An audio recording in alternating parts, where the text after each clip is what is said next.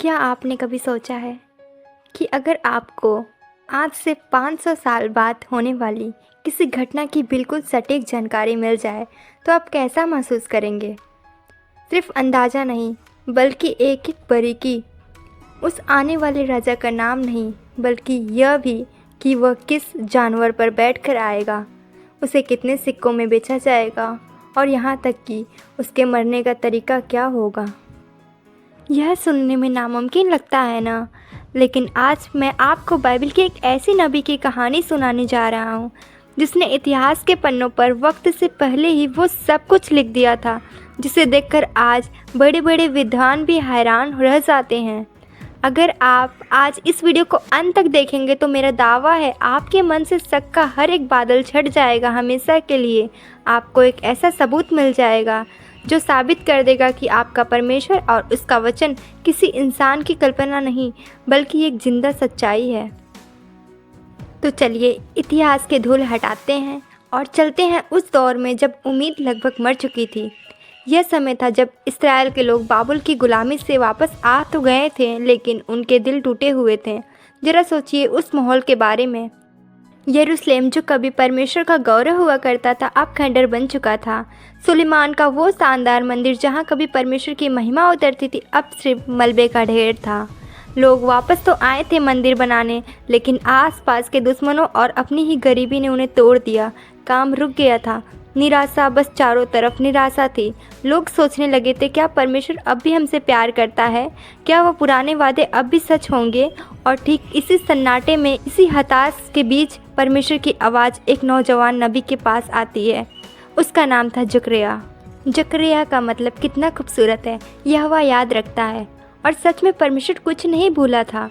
एक रात, सिर्फ एक ही रात में जकरिया को 8 अलग अलग दर्शन दिए गए।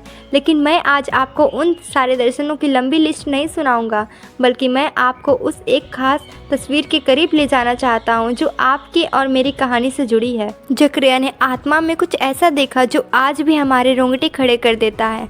उसने देखा प्रधान याजक यहोशू को। अब ध्यान दीजिएगा, यहोशू जो उस समय लोगों को आत्मिक अगुवा था, वह परमेश्वर के दूत के सामने खड़ा था, लेकिन वह अकेला नहीं था। उसकी दाहिनी ओर कोई और भी खड़ा था, शैतान। जी हाँ, शैतान वहाँ खड़ा था उस पर दोष लगाने के लिए। बाइबल कहती है कि यहोशू ने मैले कुचले कपड़े पहने हुए थे।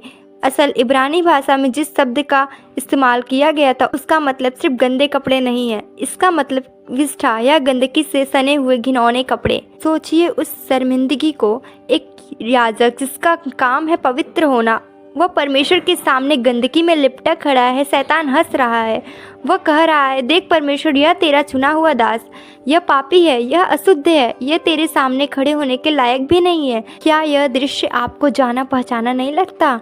क्या कई बार हम और आप अपनी ज़िंदगी में ठीक ऐसा ही महसूस करते हैं जब हम रात को अकेले होते हैं और हमारे पाप, हमारी गलतियां, हमारे गंदे विचार हमें घेर लेते हैं और हमारे अंदर से एक आवाज़ आती है, तू पापी है, परमेश्वर तुझे कभी माफ़ नहीं करेगा, तूने फिर वही गलती की। वह शैतान है जो हमारा भी विरोधी है। लेकिन ठहरिए, कहानी यहाँ ख़त्म नहीं होती, क्योंकि जकरिया ने आगे जो सुना वह सुसमाचार की सबसे मीठी आवाज़ है। परमेश्वर ने यहोशू को वहाँ से भगाया नहीं। उसने यह नहीं कहा कि हटाओ इस गंदे इंसान को मेरी नज़रों से। परमेश्वर ने शैतान को डांटा। उसने कहा, हे शैतान, यहोवा तुझे घुड़के, क्या यह वही लकड़ी नहीं जो आग से झुलसते हुए निकली गई है? और फिर परमेश्वर ने आदेश दिया जिसने पूरे ब्रह्मांड के नियम बदल दिए।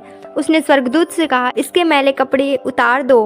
और यहोशू से कहा, देख मैंने तेरा अधर्म दूर किया और अब मैं तुझे सुंदर वस्त्र पहनाता हूँ। जरा रुकिए और इस बात की गहराई को महसूस कीजिए। यहोशू ने अपने कपड़े खुद नहीं धोए, वह खुद साफ नहीं कर सकता था, उसे साफ किया गया था। यह अनुग्रह है, यह ग्रेस है। लेकिन यह तो सिर्फ एक झांकी थी। जकरिया को अभी वह असली राज पता चलना बाकी था कि आखिर यह माफ़ी मिलेगी कैसे। परमेश्वर इतना पवित्र होकर भी पाप को नज़रअंदाज कैसे कर सकता है? इसकी कीमत कौन चुकाएगा? और यहीं से जकरिया की भविष्यवाणी एक ऐसे मोड़ पर जाती है जो सीधा 500 साल आगे उस कलवारी क्रूज की तरफ इशारा करती है। आपको जानकर हैरानी होगी कि पुराने नियम में जकरिया वह नबी है जिसने यीशु मसीह के आखिरी हफ्ते के बारे में सबसे ज़्यादा और सबसे सटीक बातें लिखी है। चलिए मैं आपको एक एक करके सबूत दिखाती हूँ। जकरिया के 9वें अध्याय में वह अचानक एक राजा को आते हुए देखता है। आमतौर पर राजा जब आते थे तो घोड़े पर आते थे, रथों के साथ, सेनाओं के साथ, तलवारें लहराते हुए, ताकत और घमंड के साथ। लेकिन जकरिया लिखता है, हे सिय्योन की बेटी मगन हो, देख तेरा राजा तेरे पास आता है। वह धर्मी और उद्धार पाया हुआ है, वह दीन है, वह गधे पर वरन गधे के बच्चे पर चढ़ा हुआ है। गधा, एक राजा और गधा, यह बात उस जमाने में किसी मजाक से कम नहीं थी। गधा शांति का प्रतीक था, बोझ उठाने वाला जानवर था। लेकिन 500 साल बाद यरूशलेम की गलियों में क्या हुआ? क्या आपको याद है खजूर के पत्तों वाला वो रविवार जब यीशु मसीह ने यरूशलेम में प्रवेश किया तो उन्होंने घोड़ा नहीं मांगा, उन्होंने ठीक वही किया जो जकरिया ने सदियों पहले लिख दिया था। वह गधे के बच्चे पर बैठकर यह बताने के लिए आए कि मैं वह राजा नहीं हूँ जो तुम्हारे खून बहाने आया हूँ, मैं वह राजा हूँ जो अपना खून तुम्हारे लिए बहाने आया हूँ। लेकिन दोस्तों, यह बात यही नहीं ख़त्म होती। अभी तो यह एक रहस्य सामने आने वाला है जिसे सुनकर आपका दिमाग चकरा जाएगा। विश्वासघात। हम सब जानते हैं कि यहूदा इस्करियोती ने यीशु को धोखा दिया, लेकिन क्या आपको पता है कि उस धोखे की कीमत क्या होगी? यह भी जकरिया ने पहले ही बता दिया था। जकरिया अध्याय 11 में एक अजीब सी भविष्यवाणी करता है। वह कहता है कि चरवाहे को उसकी मजदूरी दी गई। कितनी? 30 चांदी के सिक्के। गौर कीजिए, उसने 40 नहीं कहा, 20 नहीं कहा, 100 नहीं कहा, उसने ठीक 30 कहा। और जानते हैं मूसा की व्यवस्था में 30 चांदी के सिक्के किस चीज की कीमत होती थी? अगर किसी का बैल किसी गुलाम को मार दे तो उसे मालिक को 30 सिक्के देने पड़ते थे, यानी एक मरे हुए गुलाम की कीमत। जरा सोचिए, ब्रह्मांड के मालिक को, राजाओं के राजा को उन्होंने एक गुलाम के बराबर आका। लेकिन जकरिया की भविष्यवाणी की सटीकता देखिए। वह आगे लिखता है, तब यहोवा ने मुझसे कहा, इसे कुम्हार के आगे फेंक दे। सो मैंने वो 30 सिक्के लेकर यहोवा के घर में कुम्हार के आगे फेंक दिए। अब जरा मती के अंजीर को याद कीजिए। जब यहूदा को पछतावा हुआ तो उसने वो सिक्के कहाँ फेंके? मंदिर में, यहोवा के घर में।